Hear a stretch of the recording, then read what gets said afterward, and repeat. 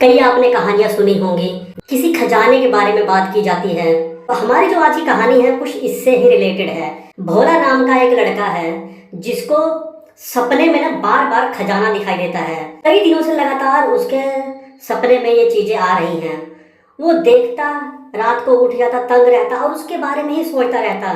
फिर एक दिन उसने अपनी दादी से पूछ लिया कि ये क्या है, मेरे साथ ऐसा क्यों हो रहा है। उसने सब डिटेल में अपनी दादी को बताया। फिर उसकी दादी ने उसको बताया कि ये सिर्फ तुम्हारे साथ नहीं हो रहा, ये हमारे ही दादा परदादा के ज़माने से ये चीज़ें होती आ रही हैं। उन लोगों को भी ऐसे सपने आते थे और जो तुम्हारे परदादा थे उन्होंने इस रहस्य को जानने की कोशिश भी की थी। वो गए भी थे इस खजाने को ढूंढने के लिए, पर कभी वापस नहीं आ पाए। पर जो तुम्हारे दादा थे वो वापस आए, पर वो आखिर तक गए नहीं। वो रास्ते में से ही कुछ पहेलियों को सुलझा कर, कुछ रास्ते को पूरा करके वापस आ गए। जब उन्होंने जान लिया कि आगे जाना खतरे से खाली नहीं है तो उन्होंने वापस आना ही सही समझा और उन्होंने ही मुझे सब कुछ बताया कि आगे किस तरह की कठिनाइयाँ आने वाली हैं। ऐसे रहस्यमयी चीज़ें दिखाई देती हैं जो कि असल दुनिया में है ही नहीं इस वक्त। ऐसी ऐसी चीज़ें जो कि आप देखकर हैरान रह जाओगे।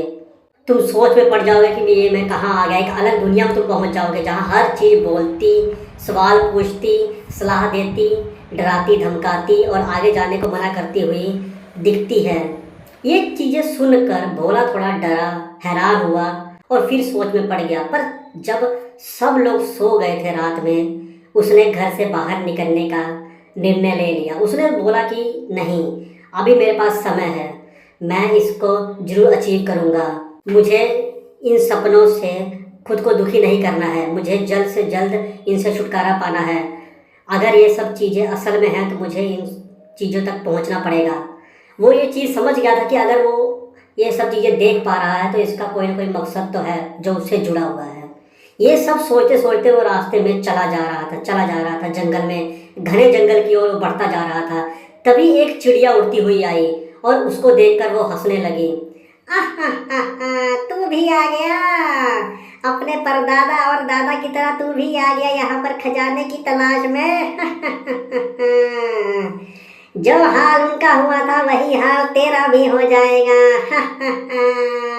भोला भी हैरान, वो पूछने लगा कि आखिर क्या है। चिड़िया ने जवाब दिया, अगर तुझे अपनी जान प्यारी है तो यहीं से वापस लौट जा, नहीं तो आगे ऐसी ऐसी चीजें आएंगी, जो ऐसी ऐसी पहेलियां आएंगी, अगर तू वहां पर फिसल गया तो तू अपने जीवन से ही फिसल जाएगा।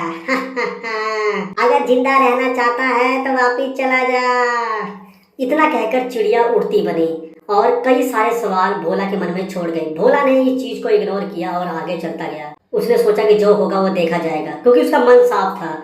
वो किसी बुरे इरादे से नहीं जा रहा था। वो आगे बढ़ता गया। तभी रास्ते में उसे एक चुड़ैल दिखी जिसको देखकर भोला डरा। चुड़ैल ने उसको बोला, क्या तुझे चिड़िया ने चेतावनी नहीं दी थी कि आगे मत जाना? तू आगे क्या करने जा रहा है? तेरी जान चली जाएगी, वापिस लौट जा यहाँ पर। पर भोला ने वापिस जाने से बिल्कुल मना कर दिया। तब चुड़ैल ने उससे एक सवाल पूछा कि तुझे किस चीज से सबसे ज्यादा खुशी मिलती है, या अभी तक किस चीज से तुझे सबसे ज्यादा खुशी मिली है और दुख किस चीज से हुआ है? तो भोला ने बड़े साफ मन से इसका जवाब दिया कि सबसे ज्यादा खुशी तब मिली थी जब पड़ोस वाली आंटी बीमार थी और हम उसे सही टाइम पर हॉस्पिटल पहुंचा पाए थे और उनकी जान बच गई थी। जब हमारे गांव में पहली बार लाइट आई थी, जब हमारे गांव में एक बड़ा स्कूल बना, क्योंकि उससे हम सब कनेक्ट थे। हम सबका संबंध है, हम सबका विकास इन सब चीज़ों से ही होगा। और अगर दुख की बात करूँ, दुख इस चीज़ का है कि ये सब चीज़ें बहुत लेट से हो रही हैं और अभी भी बहुत कुछ है जिससे हम सभी गांव वालों को दिक्कत हो रही है। ये सब चीज़ें सुनकर चुड़ैल ये बात जान गई कि भोला का मन साफ है। अगर वो आगे बढ़ता है, कुछ अचीव करता है, इस खजाने तक पहुंचता है तो वो सबके बारे में सोचेगा, सिर्फ अपने बारे में नहीं। तभी अचानक से एक जादू हुआ और चुड़ैल एक इंसान में बदल गई। भोला उसको देखते ही घुटनों के बल गिर गया और हाथ जोड़कर उनको नमन करने लगा, क्योंकि वो उसके परदादा थे। अरे परदादा जी, आप यहाँ कैसे, और आपने अपना रूप कैसे बदल लिया? तब उसके परदादा ने बताया कि उसके साथ क्या क्या हुआ था और उसके परदादा ने उसको आगे तक की सारी कहानी बता दी कि आगे उसको किस तरह से अपना रास्ता तय करना है, क्या क्या चुनौतियाँ उसके सामने आएंगी।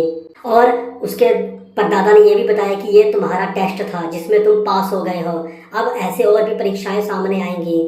एक चीज़ जो मैं तुम्हें बताना चाहता हूँ वो ये है कि आगे एक जिसको तुम्हें ना आँख दिखाना है ना आँख झुकाना है, बस आँख मिलाना है और प्रेम भाव से बात करनी है। ये लाइनें याद रखना जब तुमको कोई ऐसी चीज़ आगे दिखे। बस यही बात कहकर उसके परदादा गायब हो गए। भोला ये बात अब समझ गया था कि उसका रास्ता अब संभव है आगे, वो सही चीज़ के लिए ही आगे बढ़ रहा है। यही सोचते सोचते वो आगे बढ़ने लगा और आगे बढ़ने लगा, जंगल की गहराई में जाने लगा। थोड़ा सा आगे जाकर उसको एक दरवाज़ा दिखा।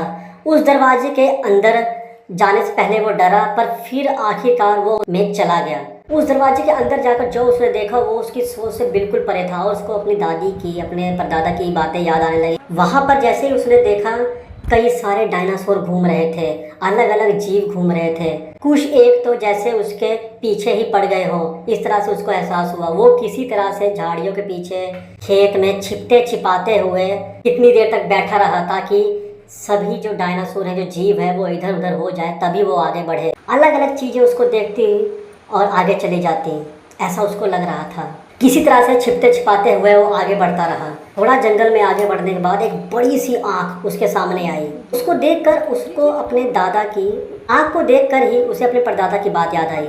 उसने वैसा ही किया, उसने ना आँख अपनी झुकाई ना आँख उसको दिखाई, बस आँख मिलाकर उसकी बातें सुनने लगा। आँख ने पूछा ऐसी कौन सी चीज़ है जो तुम्हारे मन को शांत कर सकती है? भोला ने बोला सुकून। आँख ने फिर पूछा और वो तुम्हें कहाँ से मिलेगा? भोला ने जवाब दिया अपनों की खुशी से। आँख हंसने लगी और बोलने लगी कि तुम सिर्फ अपनों के लिए ही यहाँ तक आए हो, तुम लालची हो, तुम इस खजाने के हकदार बिल्कुल भी नहीं हो। तभी भोला ने जवाब दिया अपनों की खुशी का मतलब आप नहीं समझे। अगर हमारे गांव में स्कूल, हॉस्पिटल, सड़कें, यातायात के अच्छे साधन, कारोबार, फैक्ट्रियाँ, सब कुछ खुलेगा, हमारे आसपास के लोग खुश होंगे तो अपने लोग तो खुश हो ही जाएंगे ना। ये सब चीज़ें जब आएंगी, हम इन सब चीज़ों को लोगों तक पहुंचाएंगे तो सुकून मिलेगा। अगर बाहर शांति रहेगी तो घर में भी शांति बनी रहेगी। बाहर लोग सुखी रहेंगे तो हम भी सुखी रहेंगे ही। उस आँख ने भोला की बातों को सुना। उसके हिसाब से ये आंसर थोड़ा घुमा फिरा के था, पर बच्चे के मुंह से निकली हुई ये बातें समझकर वो इतना समझ गया कि इस उम्र के हिसाब से इसका मन बहुत साफ है। और आँख ने उसे आगे बढ़ने की आज्ञा देकर वहाँ से गायब हो गई। थोड़ी दूर और आगे जाने पर उसे बहुत सारा ऐसे धुंध सी दिखाई दी, जैसे मानो कि वो अलग सा दृश्य दिख रहा था, वो किसी और ही दुनिया में पहुँच गया था जैसे। फिर थोड़ा दूर और आगे जाने के बाद जब जमीन दिखी तो वहाँ सिर्फ पानी ही पानी था और दूसरी तरफ चमकता हुआ दिख रहा था कुछ, जैसे मानो कि खुले आसमान के नीचे कितना सारा प्रकाश आ रहा हो। उस पानी को पार करने के बाद आगे जाकर इतना सारा खजाना, इतना सारे सोने की ईंटें ऐसे खुले आसमान के नीचे पड़ी हुई थी।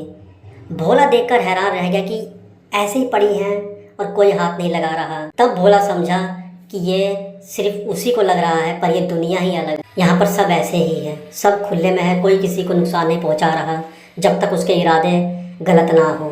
भोला ने इन सभी चीज़ों को लिया जितना वो ले सकता था, लालच नहीं किया। यहाँ पर भी ये भी उसकी परीक्षा ही थी। अगर वो यहाँ भी लालच करता तो जितने भी जीव जंतु थे जो वहाँ पर डायनासोर घूम रहे थे वो सब उसका शिकार कर लेते। और ये बात भोला को मालूम थी क्योंकि उसके परदादा ने उसको यही सब चीज़ें समझाई थी। इसीलिए उसने उतना ही लिया जिससे वो अपने आसपास अपने गांव के लोगों का भला कर सके, उनको उम्मीद दे सके। जितना हो सकता था उतना वो लेकर वहाँ से वापस आ गया। अपने गांव की तरक्की में अहम भूमिका उसने निभाई। उसका गांव की शक्ल सूरत अब काफ़ी ज़्यादा बदल चुकी थी, तरक्की हो गई थी, बिजनेस चालू हो गए थे, लोग खुश नज़र आ रहे थे।